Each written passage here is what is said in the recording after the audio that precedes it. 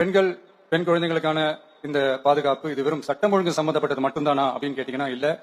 இது சமூக ஒழுங்கும் சம்பந்தப்பட்டிருக்கு. சமூக ஒழுங்குல தனி மனித ஒழுங்கும் சம்பந்தப்பட்டிருக்கு. தனி மனிதன் ஒழுங்கா இருந்தாலும் அந்த சமூகம் தன்னால மாறும். ஒரு கட்டுப்பாட்டோட ஒரு பொறுப்பா இருந்தாலே இந்த மாதிரி பல பிரச்சனைகளை நம்ம கண்ட்ரோல் பண்ணலாம். படிக்கிற இடத்துல, வேலைக்கு போற இடத்துல, டிராவல் டைம்ல, ஆனா டெய்லி லைஃப்ல பயம் இல்லாம மரியாதையோட நம்ம பெண்கள் வாழணும். அதுக்கான ஒரு அட்மாஸ்பியரை நம்ம கிரியேட் பண்ணணும். அதுதான் நம்மளுடைய ஃபர்ஸ்ட் டார்கெட். இவ்வளவு நேரம் நான் இதெல்லாம் ரொம்ப சாஃப்டா சொல்லிட்டு இருந்தேன். ஆனா பெண்களை தொந்தரவு செஞ்சுட்டு அப்படியே எஸ்கேப் ஆகி போயிடலாம்னு நினைக்கிறவங்களுக்கு நான் ஒரு வார்னிங்காவே சொல்றேன். பெண்கள் பாதுகாப்பை டிஸ்டர்ப் பண்றவங்க யாரா இருந்தாலும் அது சகிச்சுக்கவே முடியாது. அவங்களுக்கான